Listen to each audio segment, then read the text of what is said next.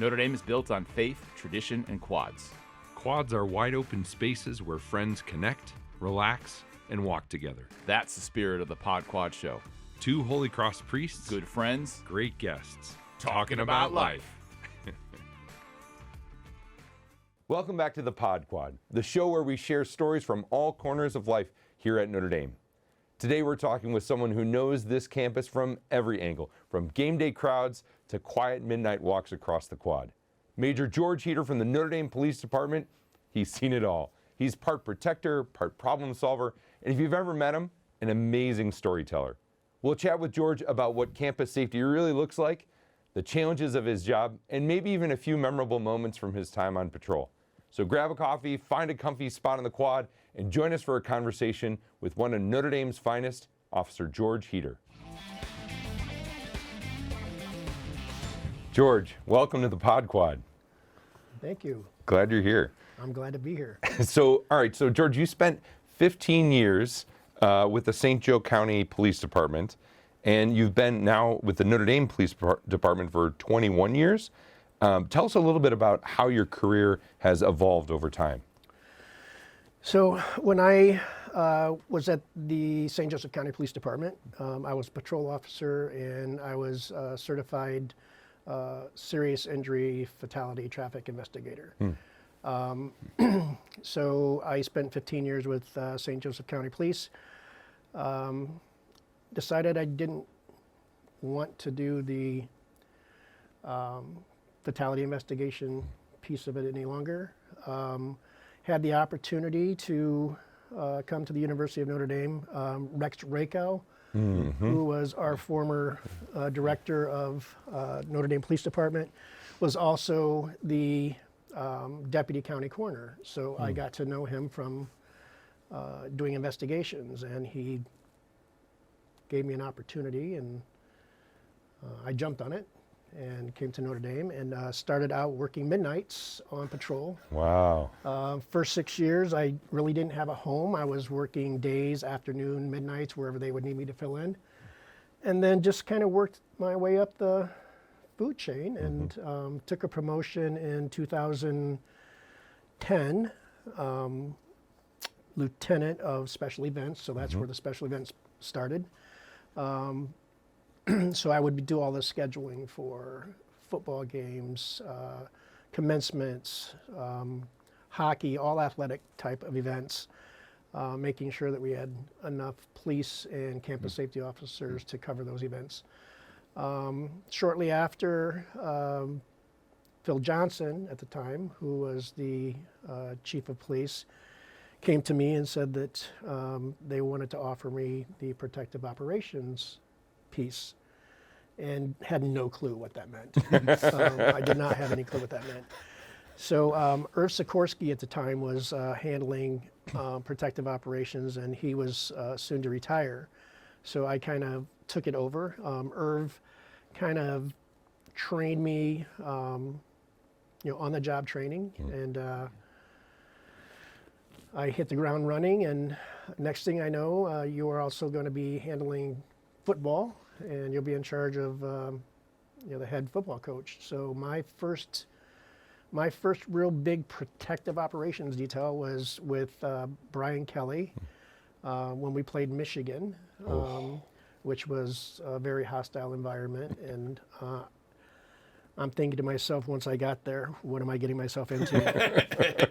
But it all worked out. And so since then, another promotion to captain, another one to major, and so now I oversee all special events, all protective operations. So it's nonstop, and I think we're just touching the surface. It's going to get bigger and bigger and bigger.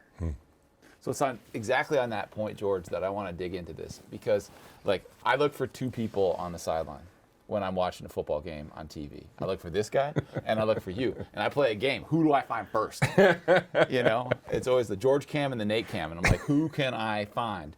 And so, but I have seen you, I've been on campus since '06, and I've seen you in a variety of different roles.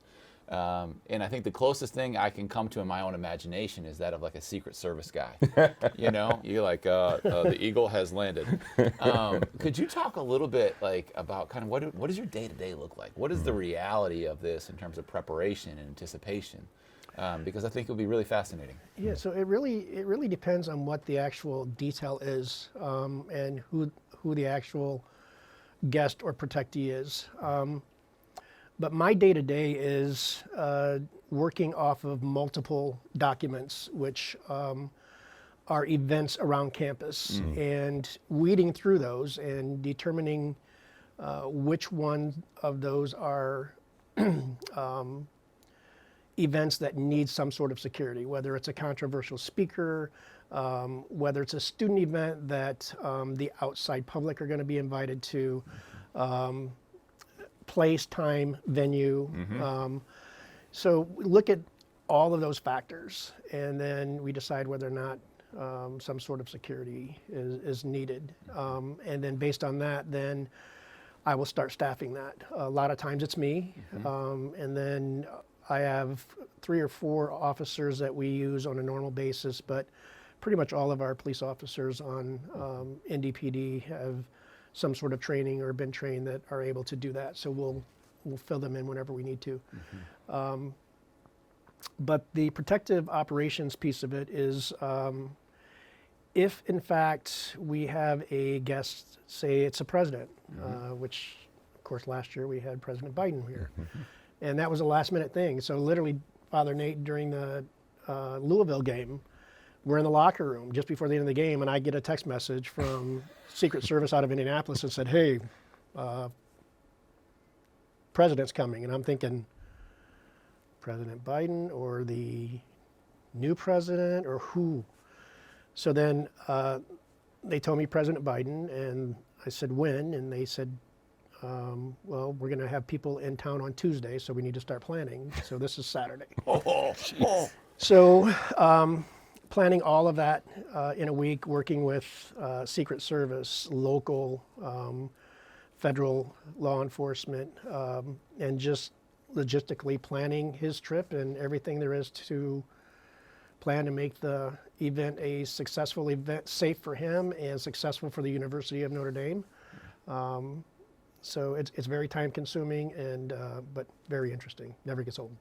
I would imagine each person is different, each situation's different. And so do you find yourself pulling from old examples like, this worked well for this type of person, these individuals are in a similar airspace, why don't I try that here? Yeah, and each person is different, and believe it or not, you have to work with their personalities, and you also have to work with their team's personalities, because you have to be able to have a good working relationship with their team, their detail, to make things work. Sometimes we've had people here that, even though it's our venue, our campus, we know our campus, we know our, our space, and they want no part of that. It's their detail, they're going to do what they want to do, but we have to be able to be confident enough to say no. We have to step in and say, we can't do this, but we can do this. I'm not in the business of saying no. I'm in the business of making things happen, but safely and successfully, so it's not leaving a black mark on the University of Notre Dame or our guests. Right on. Okay, so to the point of being on TV, so George, I've noticed one thing when I've seen you on TV several times. It doesn't matter if it's literally, the time when it's snowing or raining or anything, your hair is perfect. How do you do it? Fuctus hair gel. You heard it here first. Little Dapper Dan. Yeah, we getting like an NIL or something there. Yeah. I should. I should. My wife always teases me about that. She's like, wear a hat. Like this past game, it was so cold and snowing, the snow was sticking to my hair because it wasn't going anywhere. But I can joke about that. It's okay. Yeah. But I've always tried to have neat hair, and that stuff works. So, and I'll never wear a hat because it sticks and I can't get it off. So. That's pretty awesome. So how do you, on a more serious note, that's a pretty high profile, you're on TV a lot, and like, how do you manage that kind of high profile position? I mentioned my wife. Sandy, she's great. Shout out My wife Sandy. Sandy is, she's what keeps me grounded. Yeah. She has a big size 8 foot, and she's not afraid to use it. But no, it's not about me, and it's about a safe and successful event. It's about the University of Notre Dame and whoever our guests are. I'm just a small piece of that, and so I try not to let that go to my head. It's amazing. I mean, I think about the welcome that people feel when they come to Notre Dame, and hospitality is part of our charism in Holy Cross, and that I don't think people would think like, oh, that would extend to the police force at Notre Dame, but that's such a beautiful way of thinking about hospitality and making sure that people are having fun and enjoying life and enjoying campus in a safe way. It's pretty awesome. So again, back to Rex Rako. I had no clue when I started here. He apparently saw something in me that I didn't see in myself, and he told me that he says one day you'll know your calling, you'll know the reason why you were brought here. And I'm thinking when I'm on midnights and it's 2 o'clock in the morning and I'm walking through the crypt scared to death because it's dark down there and you're hearing all kinds of things, and then you walk outside and it's 8 below zero and it's snowing. I'm like, okay, so when is this going to happen? When am I going to know what my purpose is here? Because this is not it. But he told me. He always told me, and he was a great mentor. And I can never say enough good about him. And so he's shown me, what to do and what type of person that I wanted to be just by his belief and what I could do. So, I love what you said, George, in terms of the people that we're surrounded by at Notre Dame. It's one of the greatest blessings, that to be around people who care so deeply and so passionately about this place and what we're trying to do. And to really make it as inclusive as possible, so that if you're here for the first time or you're here for the 100th time, you feel welcomed, you feel loved, you feel appreciated. On the opposite side of that is the fact that in your role, you've got to deal with some tough things. You've got to deal with some real challenges, heartbreak. But what I've observed from you is that you're always so positive.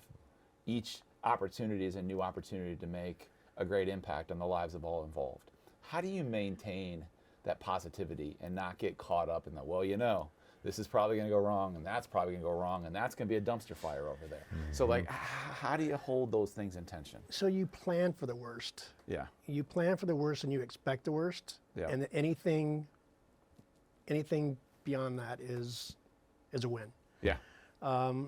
So I don't let small things bother me.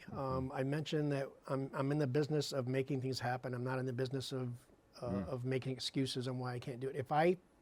If I focus on all of the negative things and reasons why I can't do it, then I'm wasting valuable time on things that I could be making happen. So that's what I tell my guys. We're not in the business of saying no. We're in the business of making it happen as long as it's legal and we're not breaking any laws.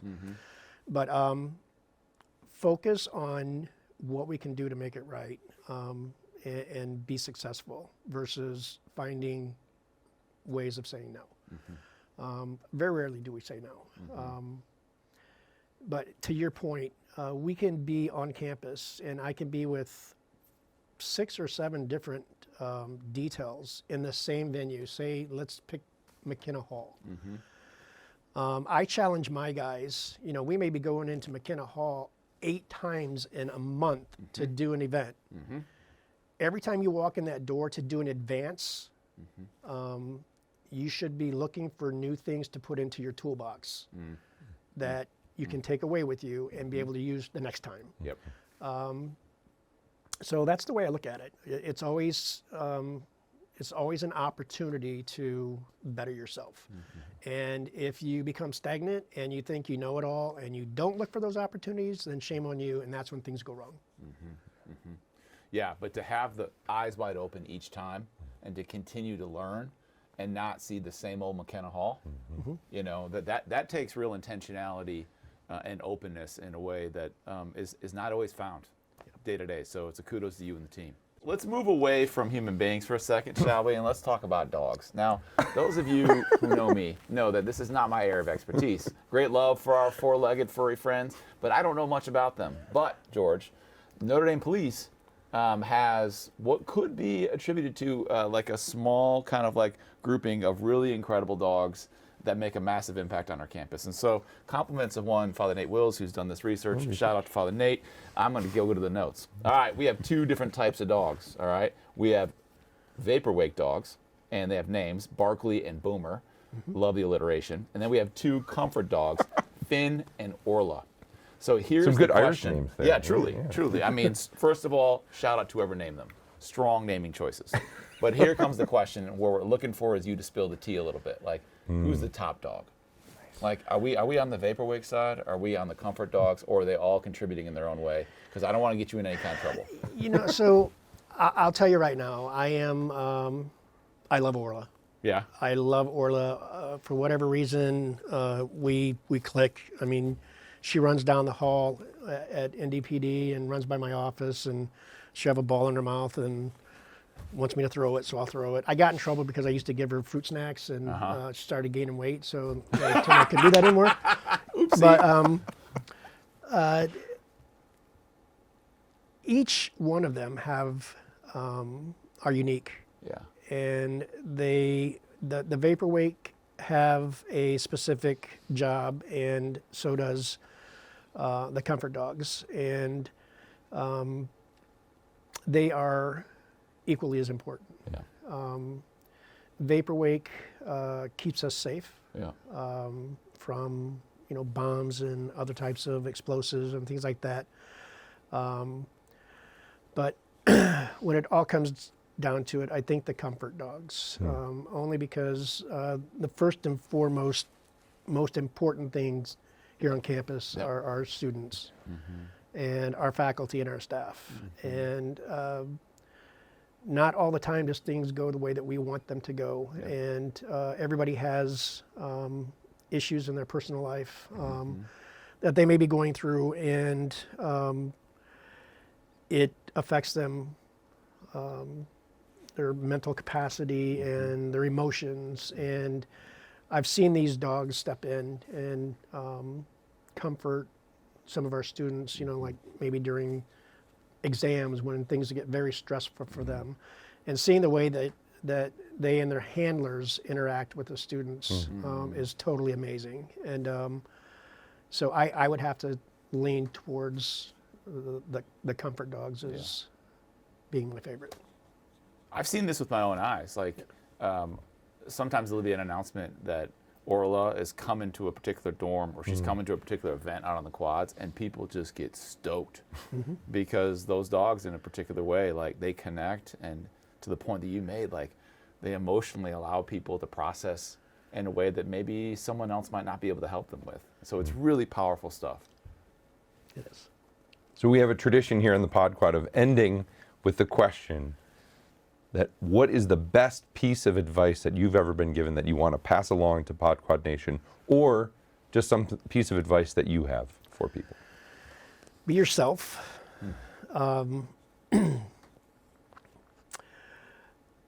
The best piece of advice I have ever been given, and I'm going to go back to Rex Rako. He was a mentor. And he always told me to, be yourself, do your job. You know what's right, you know what's wrong. It doesn't matter who gets the credit as long as the job gets done. So I think that is a lot of what keeps me grounded. I think about that, and I'm not here to get credit. I'm here to do a job. I'm here to keep people safe. I'm here to keep the community safe, and so that's the way that I look at it. So I don't care who gets the credit as long as we're safe. Well, before we wrap up, I just want to say, George, that like what Rex said to you all those years ago, it is evident that he was right. And we've just witnessed the man of integrity that you are and the impact that you're making on this campus. It is so clear that your purpose is evident and has benefited countless individuals who come across this campus, whether they've had the privilege of coming to know you or not. So thank you very much, George, for your time. Thank you.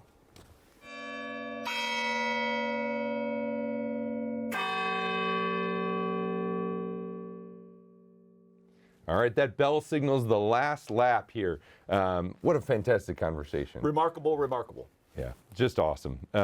So any last lap thoughts? Yeah, I've been around George for a long time, as have you.